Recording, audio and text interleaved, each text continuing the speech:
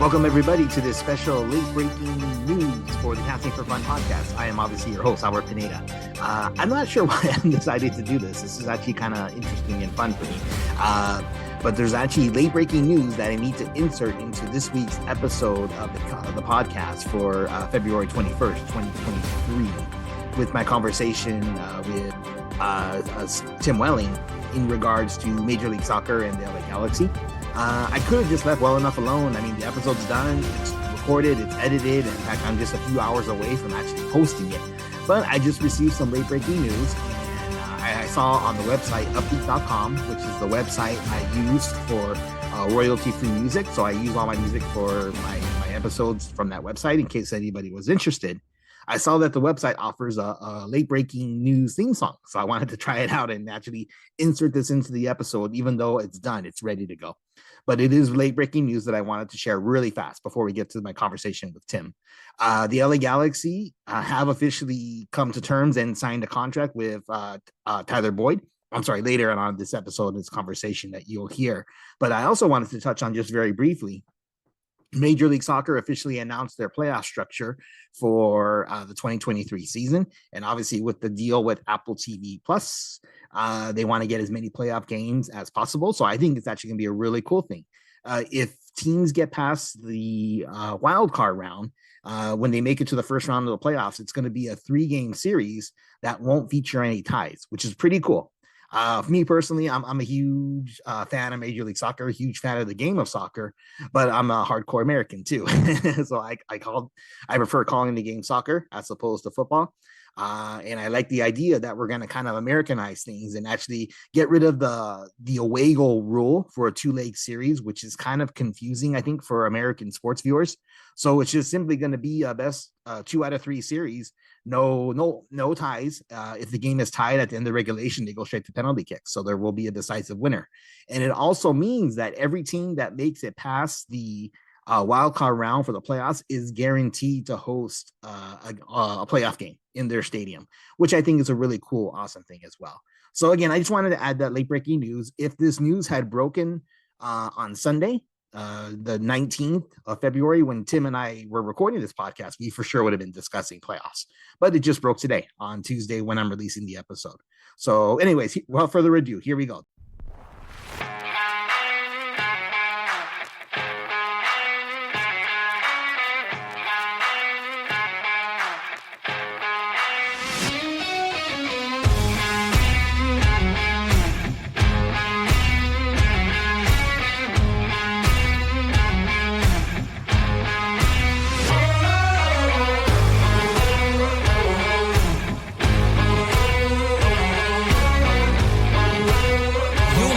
To the Casting for Fun podcast, the show that talks about entertainment, sports, music, and inspirational stories for all to enjoy.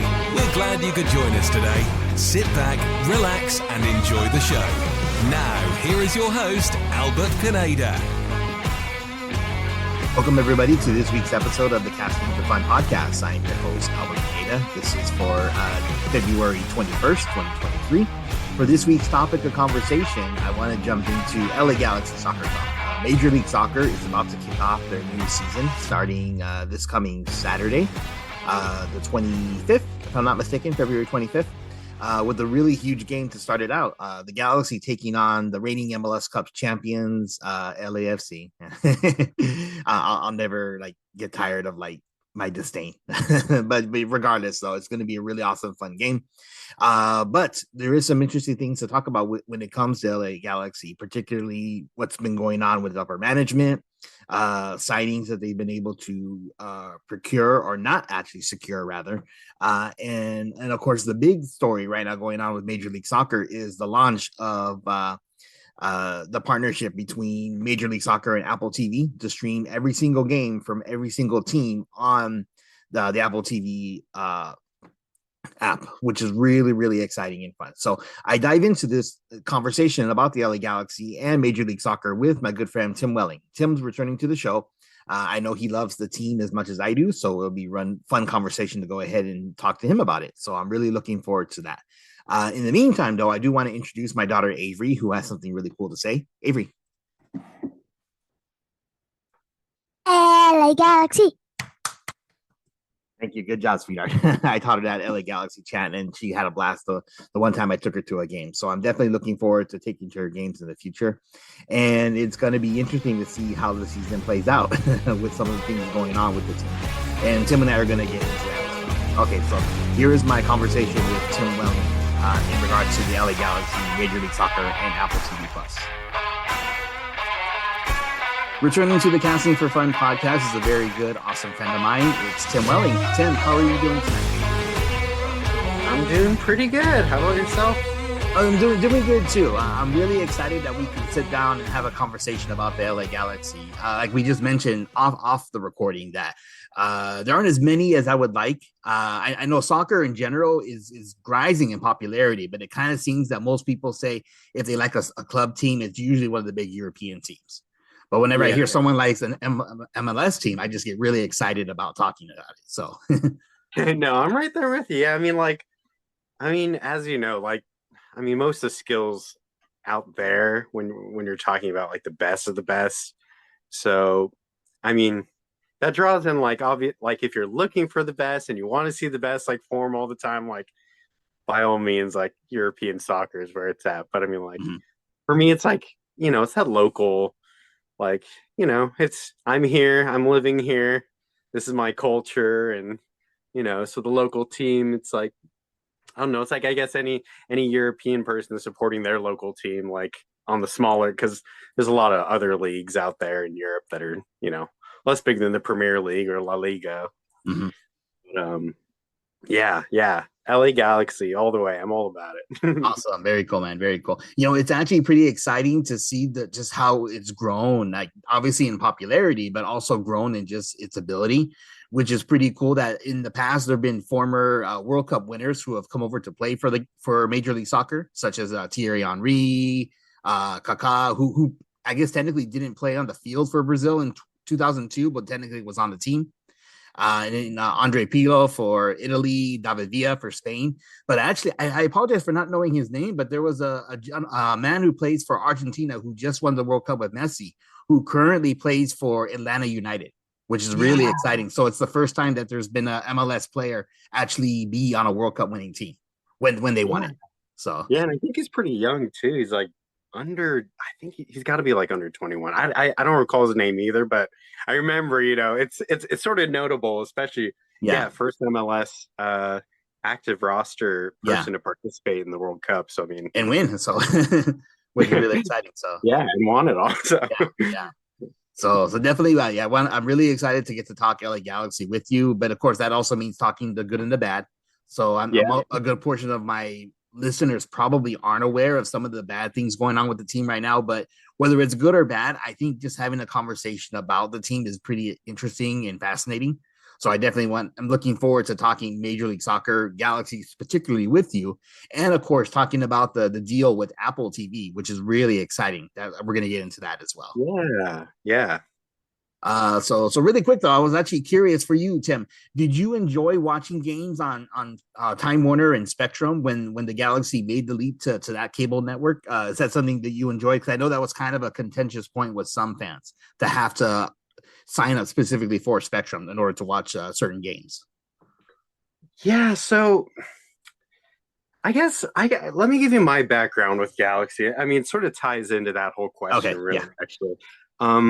So I'm actually kind of a newer soccer fan, a new old soccer fan, I'll say. So, I haven't always watched soccer, but when I grew up, soccer was always my favorite sport to play. And it was the one that I participated in the longest. I mean, because when I was really young, I started Little League, all that stuff, but soccer stuck around for me. And I went and played at GYS, Lindor Youth Soccer, the local city league, and for as long as I could. I think I aged out 16 or 17. I forgot what the age, but anyhow, I wasn't a Galaxy fan growing up necessarily, but the first game I went to, it was sometime it was 2008 or 9. I can't remember, but I was actually with my wife Denise and her family. They took me to my first game actually, with where I saw Galaxy, and and yeah, we saw Beckham, Landon Donovan. And for me, yeah, like I'd always played soccer, but never really watched soccer. And I knew that, the best soccer teams out there were in Europe, but um, I didn't think too much of watching soccer or any sport in general because I was a bit of a cat. Like I wasn't a sports guy per se. But anyhow, I guess to fast forward through all of that, I always loved playing soccer, but never really watched a whole lot of it. But I became a fan really like became a fan during COVID. I was looking for like something to get into, and I was like, yeah, like I don't know, I just felt a little unfulfilled, maybe like in some aspects of life. I was like, I was like, what would make me more well rounded as an adult male? I was like, I don't know, maybe watching sports or something. So anyhow, that's when I started watching Galaxy and soccer, and I just I just jumped in. I figured I started with the Galaxy because it was the old team. Like, I was interested in them before a little bit. Like, I went to actually see them, and I was like, well, may as well start local when you're going to start watching. Like, and you're going to choose a team out of a hat, you may as well make it local. Yeah. But that's sort of how I got into it. And so when I had gotten into it in 2021, yeah, Spectrum, yeah. So I wasn't, yeah, I'm not like a super. I mean, I don't know. Like I'm millennial, kind of the cord cutting generation. The start of that. So like, yeah, like signing up for Spectrum. Like yeah, I've never signed up for a cable package before. Just because like yeah, but it was kind of nice because last year in particular, like you didn't even have to have Spectrum in order to watch it. They started putting the games online on Galaxy's website. I think sometime last year. So that became so in one way it's anyhow to answer that question, like not a fan of Spectrum because I didn't want to sign up for something separate. But once once the deal was going to be ending and they started putting the games online, all the Spectrum games, then it sort of became really handy actually, where I knew I could tune in that week and I didn't have to like worry about what channel it's on. I was like, okay, oh, it's a Spectrum game, like, oh, they're showing it on the website, I can tune in and watch it there. So yeah, mixed feelings overall about it, and something you know MLS season pass is definitely like probably for people like me in mind, and I don't know, other cord cutters who are sort of like, don't want to get into a cable package, Oh, yeah, sorry, that's a long answer, but no, it's perfect. Thanks a lot, Tim. So yeah, I absolutely agree with you. I mean, I had signed up for Time Warner Spectrum when Allison and I first got married because it also meant getting Lakers and Dodgers, which we all wanted to watch. But right. I mean, the cost for cable just got astronomically high. I was like, I can't do this anymore. So yeah, we ended up cutting the cable cord about a full year before COVID hit, and I'm imagining a lot of people did. Because streaming just went up the rise because of COVID. But I did like how Spectrum actually presented the backstage Galaxy. So it was cool segments that if you really love the team, you can get additional content. So in that regard, Spectrum was pretty cool. Just the price was just too much. Yeah, they like that. That's another good thing about it is that they're able to provide like a local spin. Whereas like if you were to catch the game on ESPN or like Fox or something, like you wouldn't necessarily get like a local viewpoint when watching the game because like Spectrum's like totally like California or LA, market. But yeah. Wait, so that brings up to the next point for Apple TV. So, I mean, when I heard the news that they were going to be partnering up together, I was absolutely ecstatic when I heard it. Just the concept that just pay a fee and that you could get every single game, no blockouts, never had to worry about being in the specific like market for that team. So I mean, even if you wanted to catch any MLS team, regardless if it's your favorite team. So again, the idea was really enticing to me. But like you mentioned, Tim, it can be kind of difficult and challenging for those who maybe aren't that well versed with streaming. But again, I think the target audience right now for Major League Soccer is the millennials and even the younger, like Gen Z. And maybe even people like me, like the older millennials or like very tail end of Gen X, whatever you want to call me. So I guess what were your thoughts when you heard the news that Apple was going to be partnering with Major League Soccer for a $2.5 billion 10-year deal?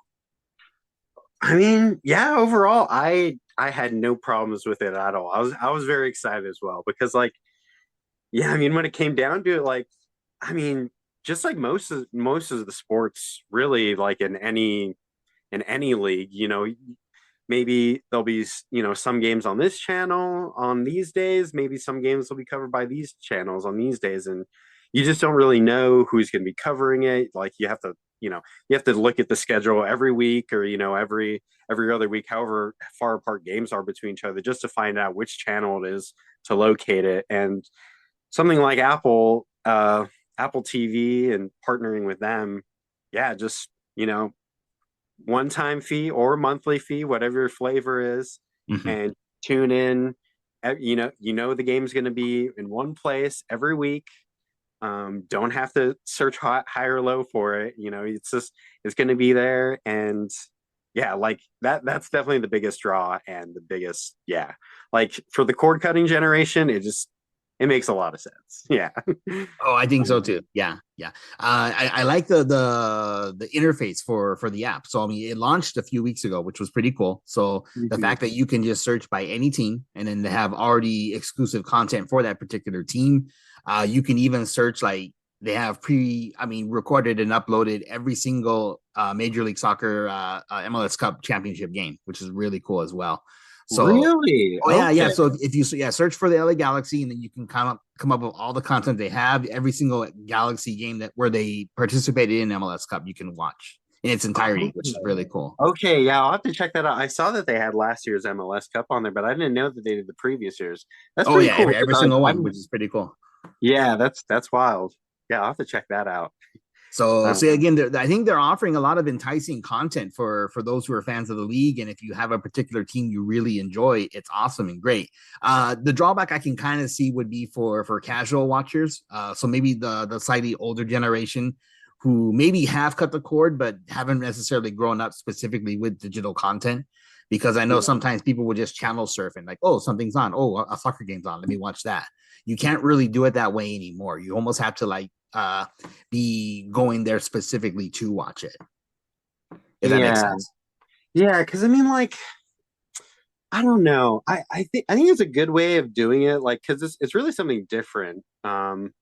Just unifying all the games under one single house. Mm-hmm. Like that's never really been done before, like in any like sports league. I mean, to my knowledge. Yeah. So it just makes it so handy in that way. And I mean, like, yeah, like I don't know. I think like a casual, like as far as like growing something like MLS, you're not. I really don't think you're gonna get very many new watchers just by like a casual viewer that's just channel surfing. It's like, oh, Mm-hmm. you might be channel surfing, but I mean, there's so many cord cutters already. So I mean, Yeah. like, what are you going to be surfing? I mean, it's going to be like Netflix or something. First off, I mean, for this generation, Yeah. but like, yeah, like so. Anyhow, just putting it all under one house, like one roof, and just like it makes sense for like the cord cutting generations. But like so, like and like you said, I don't think it's necessarily like like I don't know. It's definitely for like probably younger viewers in mind, but just like more tech savvy Mm-hmm. viewers. But as far as like what the fans want, I think this is like exactly what most fans want. I mean, I don't know.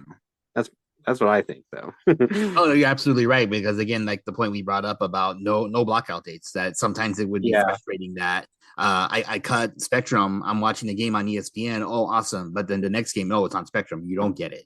So that part was kind of frustrating. So the fact that I can get every Galaxy game that I want at any time, which is really really great and very Yeah. enticing to make want me And then want. like yeah, and then they're still able to like drag in a few of the casual viewers because some of the games will be on Apple TV Plus just for the normal Apple TV subscribers who aren't, Yeah. subscribing to MLS Season Pass. You might catch a game here or there on the Apple app. And they even show you too, like if you were just like curious what games would be on there, like if you look at like Galaxy per se or any of the teams, it'll actually tell you on the schedule like which games are on MLS season pass like Mhm. exclusively, and then which games are on Apple TV Plus. So you could even plan around that if you had to. Like if you were just an Apple TV subscriber, but not a season pass MLS season pass subscriber. So there's still like some viewers I think that are casual that they might make some new fans with just on the platform. Yeah, for sure. And since Apple's so big, like there's a decent chance like the audience is there, like the opportunity to grow from it. So. Oh, absolutely. Yeah. Yeah. And then for those who maybe not necessarily are 100% willing to make the plunge just yet, my understanding was some games are going to be on Fox and ESPN anyways. So you're still going to be able to watch them on your regular cable channels or even just streaming through like a TV streaming service like Hulu or YouTube TV. So I think MLS will be accessible. And for the most part, I think it's actually very easy to access and use Apple TV. Even if you're not necessarily an Apple user, because I'm not, to be honest, but my Google Smart TV can easily access the Apple TV app. No problems. Yeah, I mean it's funny because like I was an Apple TV Plus subscriber before this, but I actually got since I'm an MLS fan, I'm like, okay, there's it's like what, 99 for the season if you're not an Apple TV subscriber, and then 79, like $20 less, like for a subscriber. But for me, I just got an Apple TV trial, it was a 3-month trial, and anyhow you're able to get the subscriber price for the one-time payment deal as a trial member. So like after the trial ends for Apple TV, I probably won't even renew it, but at that point I already have MLS season pass paid for the year. So I guess that's sort of a little workaround. Okay, very cool. So it sounds like from just our perspective, so you just get the sample size of just you and me, Tim. We're definitely absolutely for it.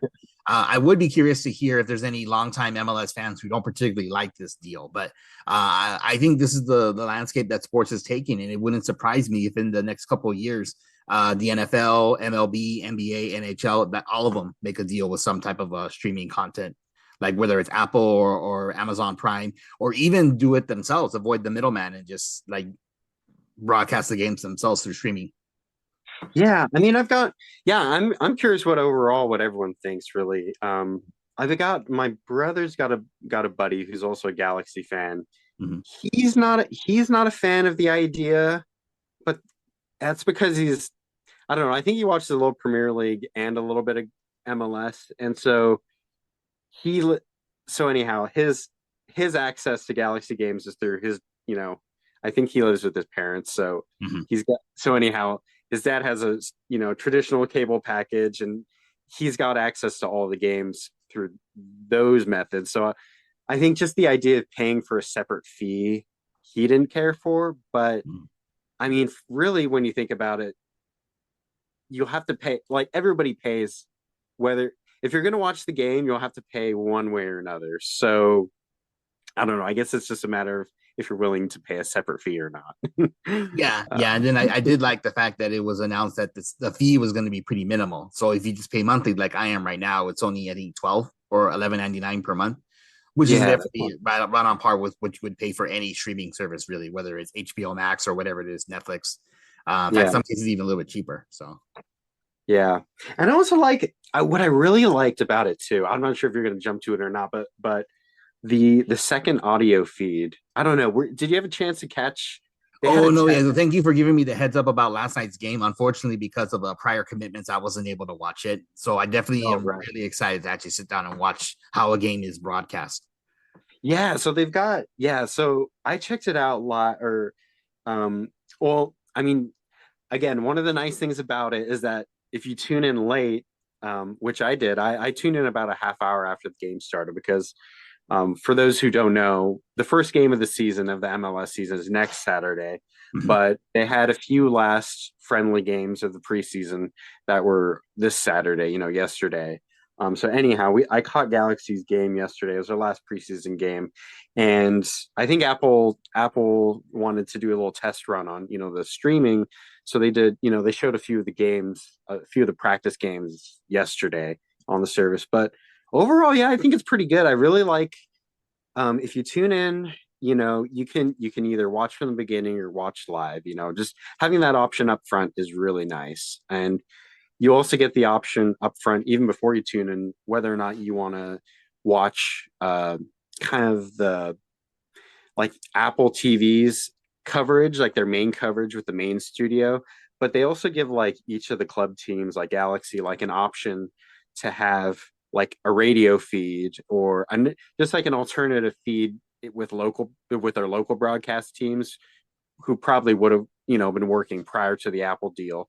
It allows them to continue doing their job. And so anyhow, yeah, they had the alternate feed for yesterday's game, and Joe Tutino, who's been one of Galaxy's game announcers, I think since their inception. I believe so. Yeah. I think since '96. I think he's been there the whole time.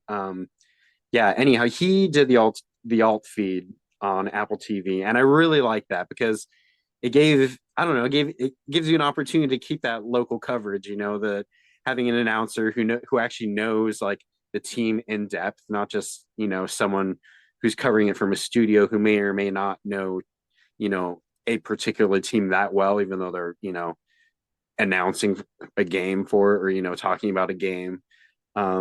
So I don't know, that's a great feature that I really liked. And it was a little rough. I mean, for their first broadcast, they were having a few audio issues, but I guess that's what the test run's for. I'm sure they'll get that ironed out before no time. Before awesome. Next week, hopefully. Yeah. It was a great. Yeah, I think the app worked great so far. Yeah, it might be a little plain looking compared to like ESPN or like another channel that has like advertisements like popping up like all over the screen, like in the top left or on the bottom. But because they don't have any like advertisements on the screen really. They have a few commercials, but like before the game starts. But other than that, it looks a little bare bones, but in a way it's like cleaner that way. So but yeah, I'm a fan. Oh, awesome. That sounds really cool. I'm really excited to try out that extra feed. One other point that I wanted to just bring up, again, just how awesome that concept is that you can actually catch the feed or broadcasting feed that you really want, is that for the Dodgers, when I cut the cable cord, when Allison and I cut the cable cord, we got Hulu, and we would get Fox Sports San Diego. So we would get a notification, hey, the Dodgers are playing the Padres in San Diego if you want to watch their feed. And I would watch it, and it would just be so irritating because the San Diego announcers are horrible. Homers, like you can tell they absolutely hate the Dodgers. So as a fan, I was just like, this is garbage. I don't want to listen to those guys. So the fact that you can actually listen to the guys you want to listen to, like Joe Tutino and Kobe Jones, would be perfect. So I really love that. Yeah, no, it's I think it's absolutely essential, honestly, like to keep like the core fans like appeased. Yeah, absolutely. Was there anything else with the deal with Apple TV and MLS that you wanted to bring up? Yeah, I do. Like, oh, sure, go for it. Just a little bit. Like, and it is cool too. Like every game has a pre-game show, and every game also has a post-game show. So they still like include that. Some coverage and analysis there. Overall that's it. I mean, so far I like what I see. We've got some good content. So it's pretty promising. Okay, very cool. That's very exciting. So everyone, if you're interested, sign up.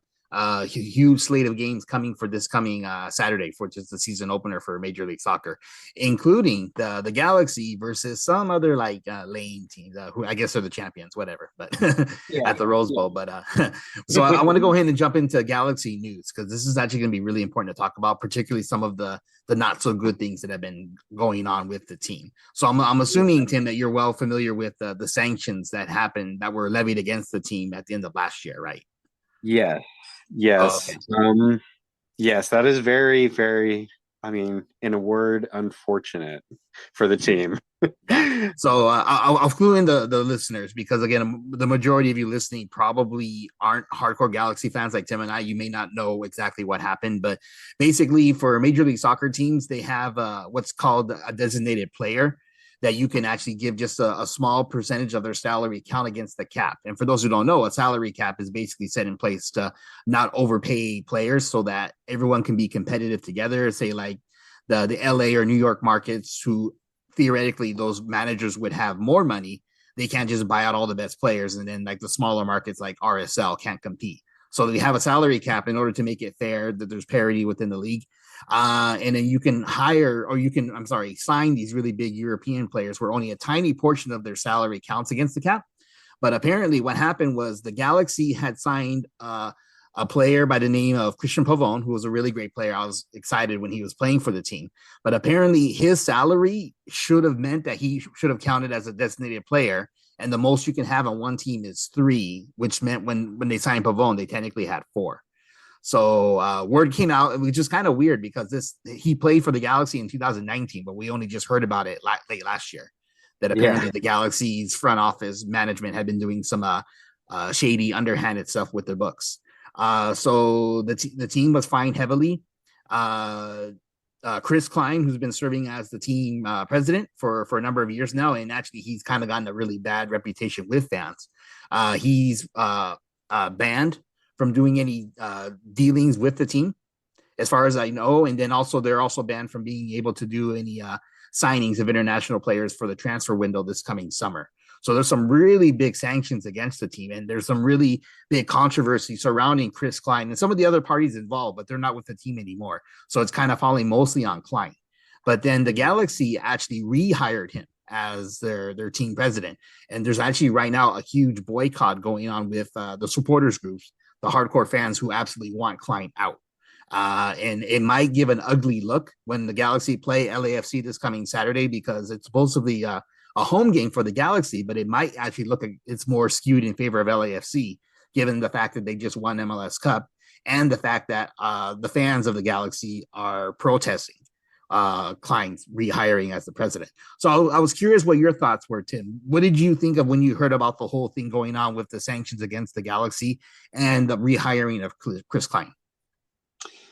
Yeah, I mean, so it was not a good situation. I mean, because first off, to hear that your team had was guilty of essentially cheating, that particular year, breaking salary cap rules, essentially getting a 4th DP who wasn't officially a 4th DP. And so, losing the summer transfer window, for those that would recall last season, the summer transfer window was really what saved Galaxy's season, because we made 2 major signings that window. It was Riqui Puig from Barcelona, from FC Barcelona, from Europe, one of the biggest teams in La Liga. He came from that team, from their academy. He played for the first team for here and there over a course of a few years. But anyhow, he wasn't necessarily good enough for Barcelona's first team all the time, but to come here, and play in MLS, it's huge because for someone who's raised in the Barcelona academy since their youth, to get a player of that caliber is huge. And we got him in the summer transfer window, last year. And we got him, we got Gaston Brugman, also another international player. I think, I forgot what team. I think he was playing in Italy, if I'm not mistaken. But yeah, he's a South American international team player. I forgot for which country, but that was another. Anyhow, him and Riqui Puig, Gaston Brugman and Riqui Puig made a huge impact from last year's summer signing. And so for us to get in trouble, first off, for breaking salary rules a few years ago, that just, first off, that looks bad. Mm-hmm. And then getting hit with no summer transfer window, no international players, at least we're still able to sign MLS or domestic players from Canada or the US, but not being able to sign any other players from other countries is a huge blow. Because that's pretty much what turned our season around last year. We were really going through quite a bit of a slump, but Getting Riqui Puig and Gaston Brugman made a huge difference. And theoretically, we'd want that advantage this year again, at least the opportunity to bring in great players like them at that part of the season.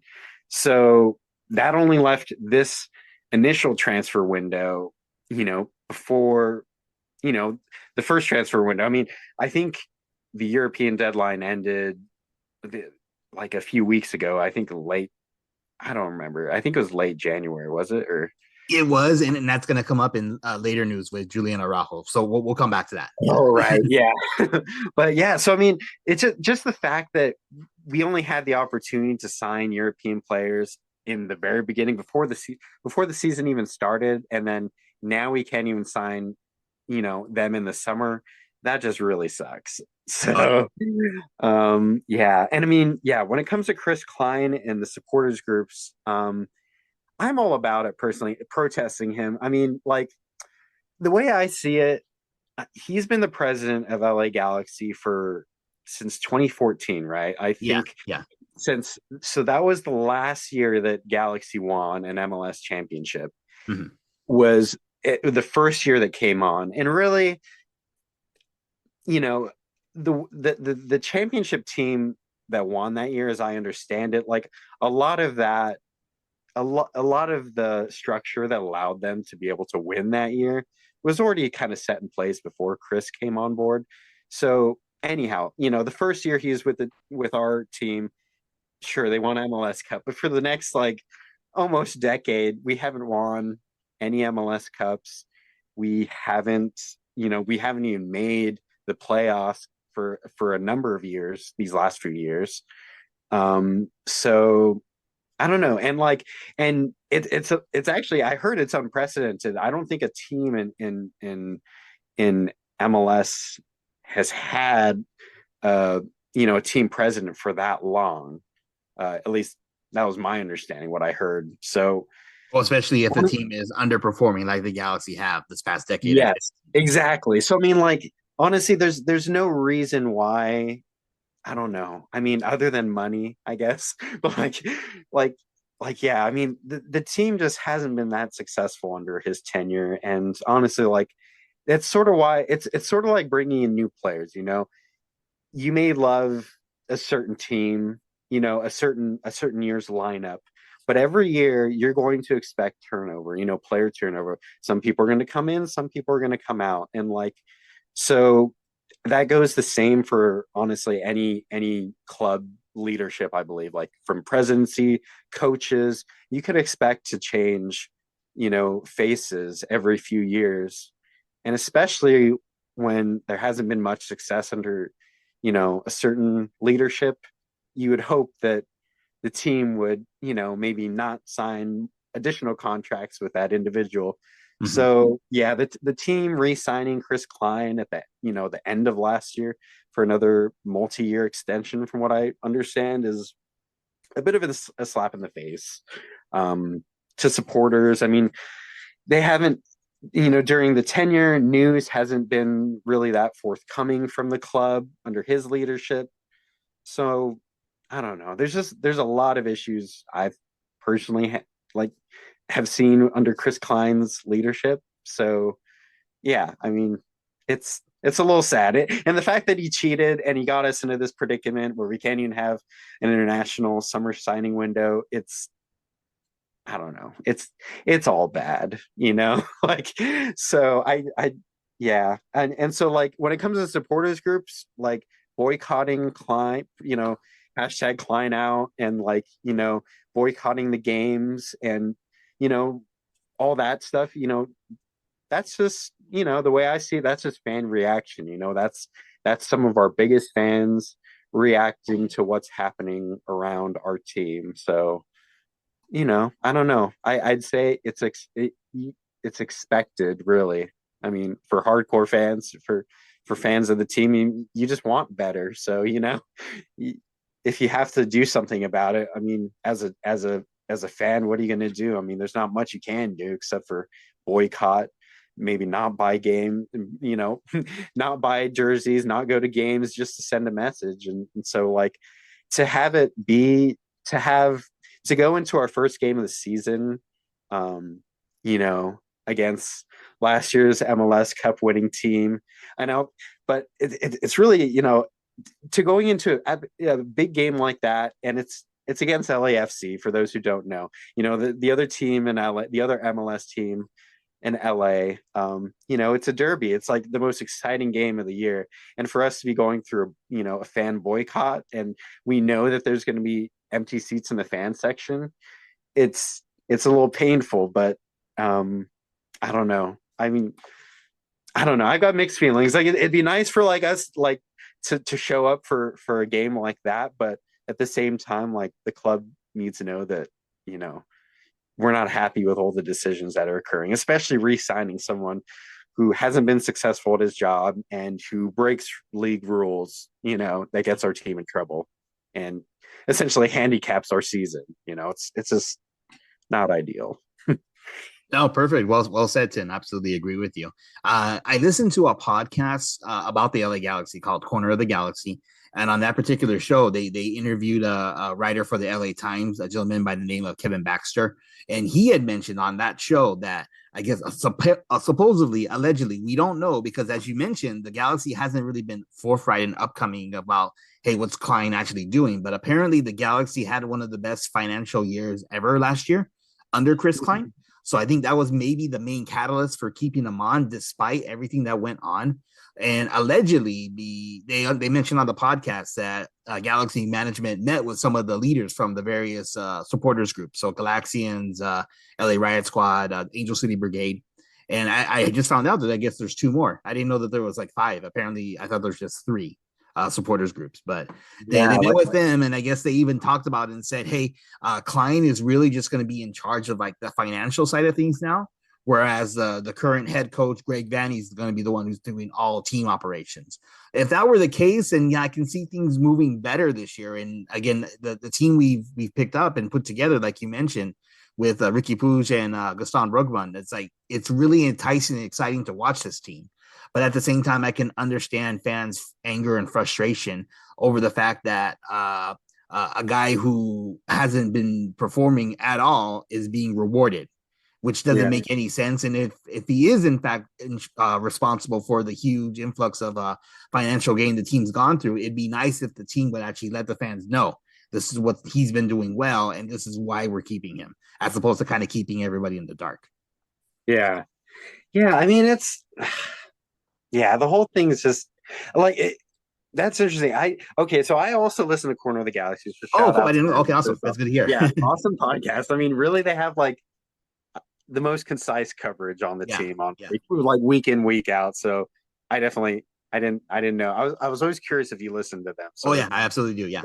Yeah. But yeah, if they do like segregate his duties, where it's like, okay, Chris will not be in charge of team duties, that's good news. That's good news. But yeah, but on the other hand, it's like he is being rewarded with this job. That's, I mean, as a club president, like president of LA Galaxy, I would hope that the president would have more responsibilities than just monetary decisions and jersey sales. So like it's nice in theory, but at the same time, it's like, I don't know. We should have a president that can, I don't know, like that should be at least involved in all aspects, or at least be able to be involved in all aspects of the team. So I don't know. Yeah, if that's their reasoning, or if that's their way of sort of patching up and trying to make it okay, then I can see how I can see the arguments for that, but also at the same time, that's not really a great solution either in my eyes. And I know a lot of the hardcore fans and the supporters groups aren't going to be happy, aren't happy about that either. So, oh, absolutely. Yeah. So one other thing I wanted to bring up, that it's interesting that ESPN wrote an article about it. And what they were suggesting was they're basically suggesting that the supporters groups and LA Galaxy front management are basically playing a game of chicken.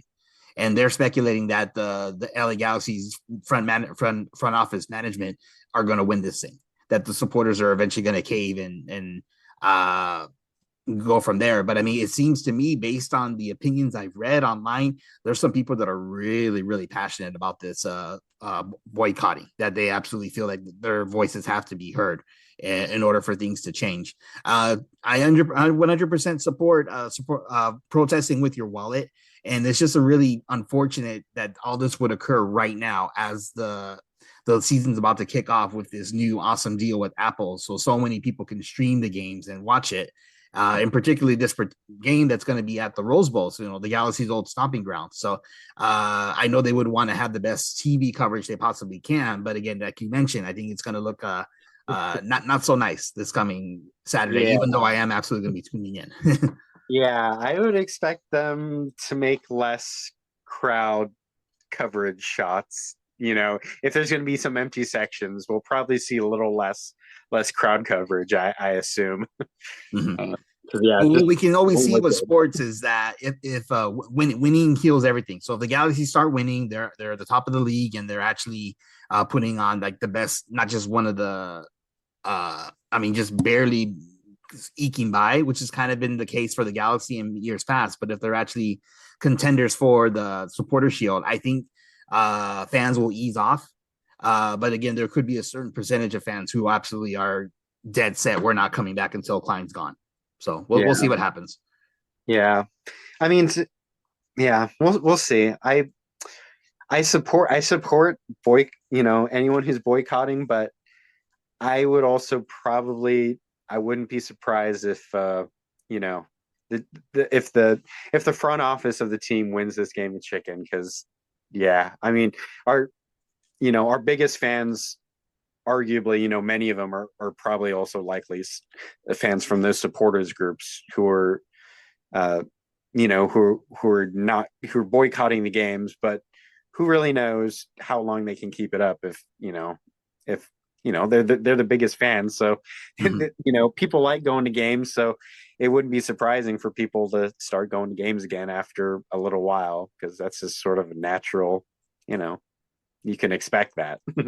Yo, absolutely. Yeah. And then Allison's really excited to get to go. I mean, last year we just went to one game.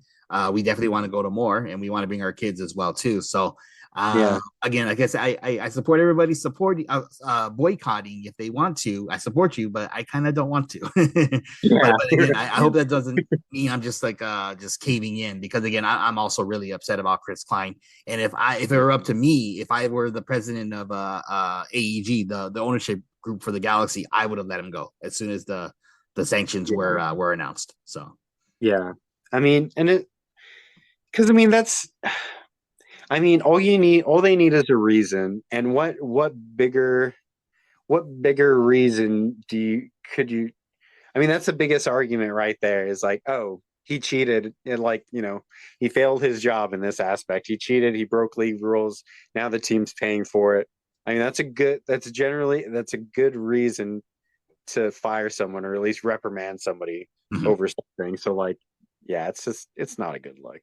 Yeah. But actually, before we wrap up, though, I do want to talk about some positive things, so we can move away from the negative things. But there is some cool positive stuff that actually happened this past week with the team, and then just how excited I am for the season to finally start. So they wrapped up their preseason, as Tim had mentioned. They've done a couple of friendly games in the Coachella Valley, which is pretty cool. One of these days, I think I'm going to try and get Allison and the kids to actually go check out a preseason game in Coachella. I think that'd be really fun. Yeah, if they continue doing that, that'd be a lot of fun. We really we wanted to catch one this year, or one of the games this year too, but it is a little far for But it'd be really nice. Yeah, just get one of the nice hotels that they have out there, because they obviously, for the Coachella Music Festival, they have tons of really good hotels out there for people who want. They signed Tyler Boyd, or at least it's a weird kind of in limbo situation, right? So he's officially he signed to the team, but he can't play just yet because of something going on with his previous club in Turkey. Is that right? That's what I understand. That's what I heard. It has to do something with his international transfer ticket or something like that. I mean, he was able to play in the preseason game yesterday, but again, the season hasn't started, so he was probably allowed to do that because it's not really official. But exciting. He is exactly what we need right now, because Galaxy needs wingers right now. Yeah. So I don't know. How do you feel about his signing so far? Oh, I love it. I think it's a great signing. Great international American who's been playing internationally abroad, and I think he's going to be a fantastic for the team. I just hope they get everything worked out so that he can start playing right away legally for Saturday's game. But he's definitely a player to keep an eye on this season, I think. And then this past week on the 16th, the Galaxy unveiled their new kit, which looks pretty cool. I think it actually took a page from the Los Angeles city flag, which is really cool. So it's that same color design of like the dark green, orange, and yellow, if I'm not mistaken. Those colors. It looked pretty cool. I actually thought it was a cool design for a kit, but I know for soccer kits, like so many get released, it's really hard to keep track and buy them all.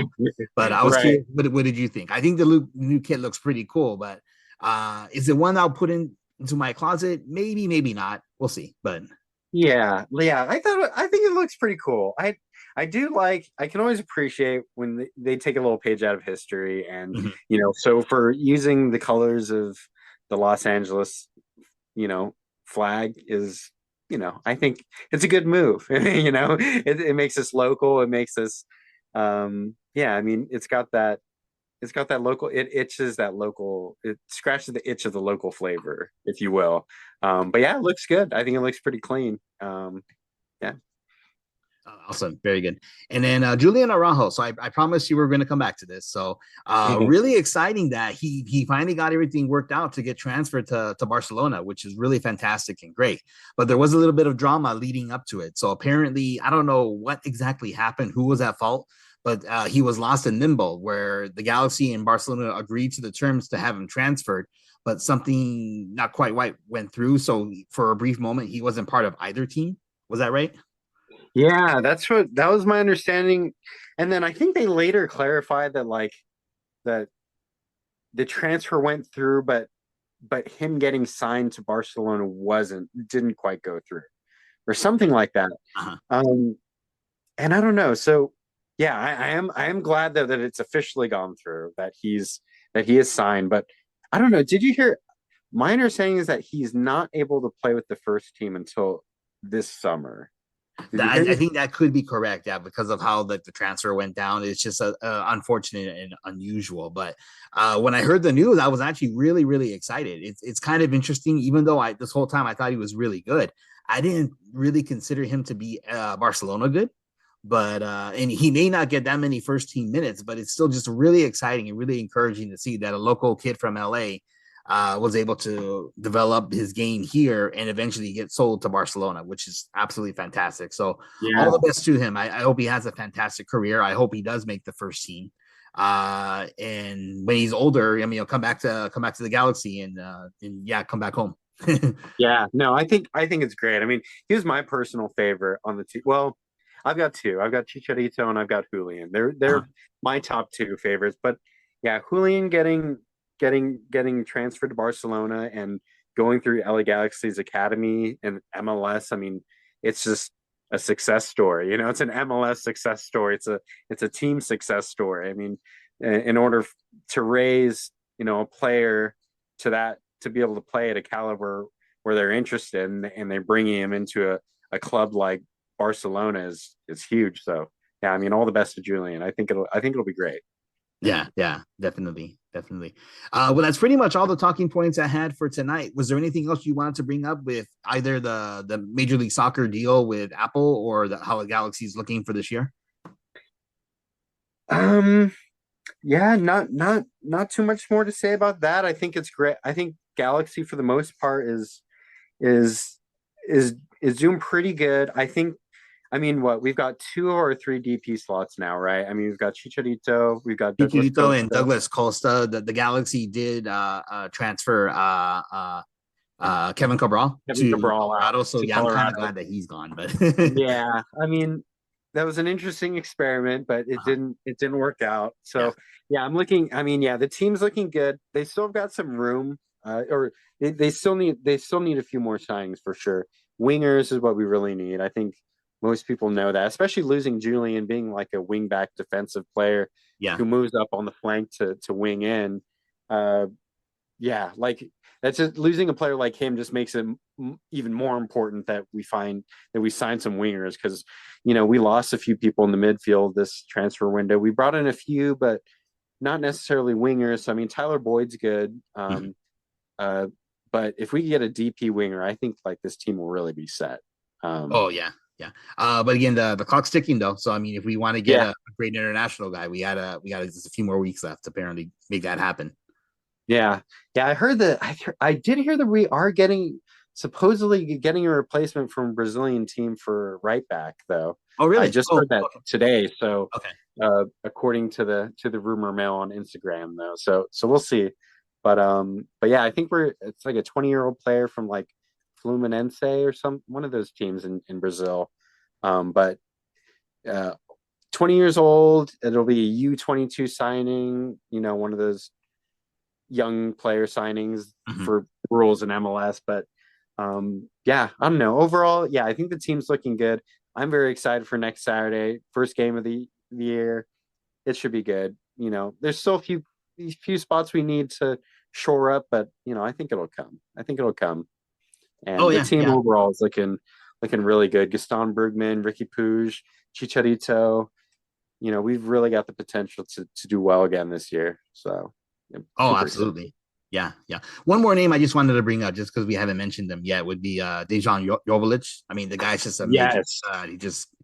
he's able to score goals with only maybe like coming in with like the last like 5 minutes or 10 minutes of the game. So if they can somehow work it out where both him and Chicharito can coexist and be on the field at the same time, I mean, technically they're a like for like player, play the exact same position. But Greg Vanney's made the work a couple times last season where they both started together. So we'll see. Yeah. We'll see. I definitely want to see more of him this year. Yeah. Yeah. Definitely. I think he's definitely. Yeah. I think he's got a huge role to play, and like you said, like he's been killer off the bench. Like I think he's got some of the best stats for like off the bench players. I believe. Like I Oh don't know. yeah, He broke a few records last year. I think for yeah, like making the most amount of goals and like the lowest amount of minutes as a sub. Like yeah, anyhow, the guy's pretty crazy. Yeah, yeah, Serbian international player. Yeah, he's exciting to watch. yeah, yeah. Well, I'm excited for Saturday, and I'm excited for the whole season. I mean, just because it's back, obviously, I'm always excited when Major League Soccer comes back. But then also the fact that the deal went through with Apple TV, and that the fact that we can watch every single game whenever we want, no blockouts, is just fantastic. You don't have to worry about what channel it's on. You just Yeah, open the app. You know what time it is. Okay, let's go to the app, and boom, there we go. perfect. It'll be Perfect. simple. Yeah. Yeah. Well, there's nothing else for tonight. Let's go ahead and wrap up. But Tim, thank you so much for joining me tonight to chat at LA Galaxy. I definitely want to have you on again. We'll see how the team's doing later this summer. I think that'd be a good time to jump back in and talk about LA Galaxy soccer. Yeah, for sure. Yeah, thanks for having me on, Albert. Yeah, it was a lot of fun. Oh, you're welcome. And give my regards to Denise and your family. I hope everyone's doing well. All right. Your family as well. Say hi to Allison. Okay, you've been listening to the Casting for Fun podcast. Thanks, everybody.